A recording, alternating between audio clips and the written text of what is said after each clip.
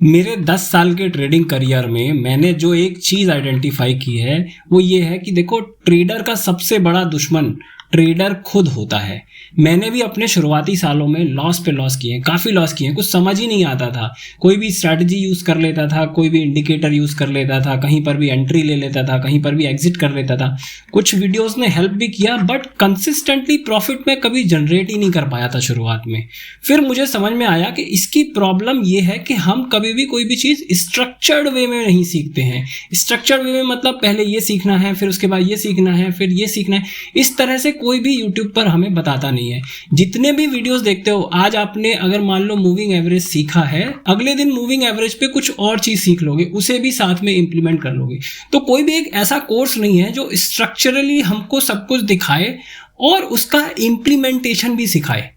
उस इंप्लीमेंटेशन को सीखने के लिए आप इस कोर्स को देखो। इस कोर्स में मैंने 1 ईयर का फ्री ऑफ कॉस्ट आपको कोर्स प्रोवाइड किया है, जिसमें कि मैं क्या क्या सिखाऊंगा ये देख लेते हैं। ये कंप्लीटली टेक्निकल एनालिसिस का कोर्स होने वाला है और आप सीखोगे क्या क्या। देखो, फंडामेंटल ऑफ टेक्निकल एनालिसिस, कैसे टेक्निकल एनालिसिस करते हैं, चार्ट पैटर्न्स कैसे काम करते हैं, कैंडलस्टिक पैटर्न्स क्या होते हैं, कैसे काम करते हैं, प्राइस एक्शन और मार्केट स्ट्रक्चर, मार्केट का बिहेवियर क्या होता है, वॉल्यूम के साथ कैसे ट्रेड करते हैं, ट्रेंड को एनालाइज कैसे करते हैं, कुछ एडवांस कॉन्सेप्ट भी हैं टेक्निकल एनालिसिस में, वो भी सिखाऊंगा। डिमांड, सप्लाई, इंडिकेटर्स, साइकोलॉजी, कब ट्रेड करना है, कब ट्रेड नहीं करना है, प्रॉफिटेबल ट्रेडिंग स्ट्रैटेजी कैसे बनानी है, और जितने भी सेशंस हम करेंगे उनकी डाउट क्लासेस भी रखेंगे। उन डाउट को पूछने के लिए आप टेलीग्राम ज्वाइन भी कर सकते हो, मेरा ग्रुप। उसमें आप लाइव पूछोगे, मैं आपको वहां पर क्वेरी का रिस्पॉन्स दे दूंगा। प्लस हम लाइव ट्रेडिंग क्लासेस भी करेंगे, उसमें भी हम सीखेंगे कि एक्चुअल में हमने जो ये सब सीखा है इसको कैसे इंप्लीमेंट करना है सही तरीके से, स्ट्रक्चर्ड वे में, ताकि आप कंसिस्टेंटली प्रॉफिट जनरेट कर सको। ठीक है, तो चलिए शुरू करते हैं। देखो, आपने बहुत जगह सुना होगा टेक्निकल एनालिसिस, बट एक्चुअल में टेक्निकल एनालिसिस होता क्या है। एक तो टेक्निकल एनालिसिस होता है, एक फंडामेंटल एनालिसिस होता है। तो उसमें से टेक्निकल एनालिसिस की हम बात कर रहे हैं। मैंने यहां पर लिखा है करंट प्लस हिस्टोरिकल प्राइस। इसका क्या मतलब है?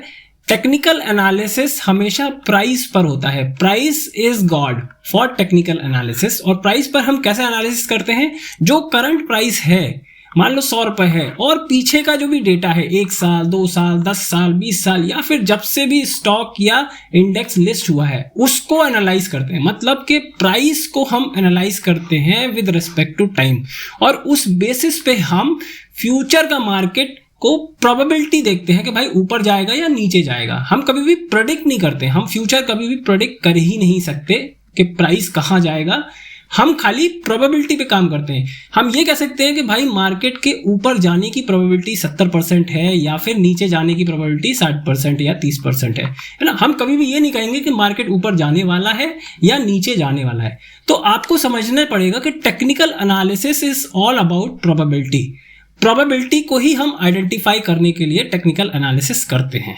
ठीक है, आगे चलते हैं। अब बात आती है कि टेक्निकल एनालिसिस और फंडामेंटल एनालिसिस में क्या अंतर रहता है, राइट? तो टेक्निकल एनालिसिस और फंडामेंटल एनालिसिस का बेसिक डिफरेंस क्या है? टेक्निकल एनालिसिस में जैसा मैंने बताया, प्राइस इज एवरीथिंग, प्राइस भगवान होता है।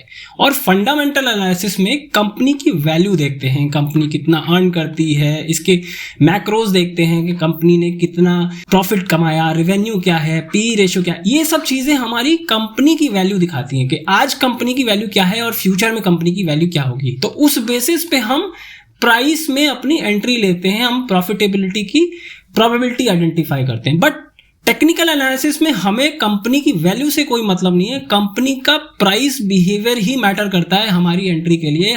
ज्यादातर केस में हम इसमें शॉर्ट टर्म ट्रेडिंग और mid term trading, positional trading, swing trading करते हैं। ज्यादातर लॉन्ग टर्म ट्रेडिंग कंपनी की वैल्यू पे होती हैं। ठीक है, तो टेक्निकल एनालिसिस और फंडामेंटल एनालिसिस का मैंने सोचा आपको एक डिफरेंस जरूर बता दूं, ताकि हम समझ सके कि हम टेक्निकल एनालिसिस में क्या करने वाले हैं। ठीक, चलिए आगे चलते हैं। तो देखो, टेक्निकल एनालिसिस होता क्या है, इसको समझने के लिए 3 कोर कॉन्सेप्ट्स हैं। सबसे पहले, प्राइस डिस्काउंट्स एवरीथिंग। इसका क्या मतलब है? मार्केट में चाहे कुछ भी हो, दुनिया में कुछ भी हो, प्राइस सब कुछ डिस्काउंट करता है। अगर वॉर होने वाली है तो मार्केट उसे पहले डिस्काउंट कर देगा, प्राइस ऑलरेडी नीचे पहुंच जाएंगे। अगर मार्केट में कुछ ऐसी गुड न्यूज़ है, प्राइस ऑलरेडी बढ़ जाएगा, जब तक आपको पता चलेगा प्राइस ऑलरेडी बढ़ चुका होगा। इसी तरह से हम कहते हैं कि प्राइस डिस्काउंट्स एवरीथिंग, मतलब कि कोई भी न्यूज़ है, कोई भी ऐसी इंफॉर्मेशन है जिस पर प्राइस को रिएक्ट करना चाहिए, तो प्राइस ऑलरेडी रिएक्ट कर चुका होता है। तो price discounts everything in advance, ये सेंटेंस है कंप्लीट। ठीक है, अब इसके बाद क्या है कि प्राइस मूव्स इन ट्रेंड। देखो, प्राइस हमेशा ट्रेंड में मूव करता है, चाहे ऊपर जाए चाहे नीचे जाए, वो डायरेक्ट ऐसे या ऐसे नहीं जाता है, हमेशा वो ट्रेंड में मूव करता है। और ट्रेंड को हम एनालाइज करना सीखेंगे आगे आने वाले वीडियोस में। अगर आपको ये सीरीज कंटिन्यू करनी है तो आप इस चैनल को सब्सक्राइब कर लेना और बेल आइकन प्रेस करके नोटिफिकेशन के लिए वेट करना। मैं हफ्ते में 1 या 2 वीडियो इस टेक्निकल एनालिसिस के पूरे कोर्स पर डालता रहूंगा। ठीक है, तो आगे चलते हैं। तीसरा पॉइंट ये होता है कि भाई history tends to repeat itself. ये हमेशा सत्य है कि अगर प्राइस का बिहेवियर इस तरह का आज है तो ये कभी ना कभी रिपीट होगा, और इसको रिपीट होने के पीछे क्या लॉजिक्स हैं वो मैं आपको बताता हूं। तो ऐसा होता क्यों है उसको आइडेंटिफाई करने के लिए हमें समझना पड़ेगा कि टेक्निकल एनालिसिस काम कैसे करता है। देखो, मार्केट में बायर्स होते हैं, सेलर्स होते हैं, कोई बाय कर रहा है, कोई सेल कर रहा है। उसकी वजह से क्या होता है, डिमांड और सप्लाई जोन बनते हैं। ये तो आपको ऑलरेडी बहुत सारे लोगों ने बता रखा होगा। बट डिमांड और सप्लाई जोन निकालते कैसे हैं, एक्चुअल में डिमांड सप्लाई जोन क्या है, ये सब हम बातें करेंगे आगे आने वाले वीडियोस में। बट उससे पहले आप सोचो, मार्केट में बायर्स और सेलर्स हैं, प्राइस हमेशा डिमांड और सप्लाई की वजह से मूव करता है, और जब भी मूव करता है उसमें ह्यूमन साइकोलॉजी रिपीट होती है। अब हिस्ट्री, मैंने कहा था प्राइस हिस्ट्री रिपीट करता है, उसका कारण क्या है, ह्यूमन साइकोलॉजी।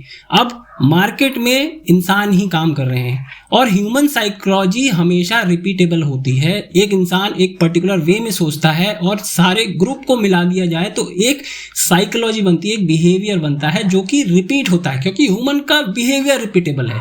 इसलिए प्राइस भी रिपीटेबल है, क्योंकि वो कभी डर, कभी ग्रीड, कभी फोमो, इन सब चीजों को फील करता है। इस वजह से प्राइस अपने आप को रिपीट करता है, हिस्ट्री रिपीट्स इटसेल्फ। ओके, सो कभी भी जब भी हम देखेंगे प्राइस को, हम देखेंगे ह्यूमन साइकोलॉजी।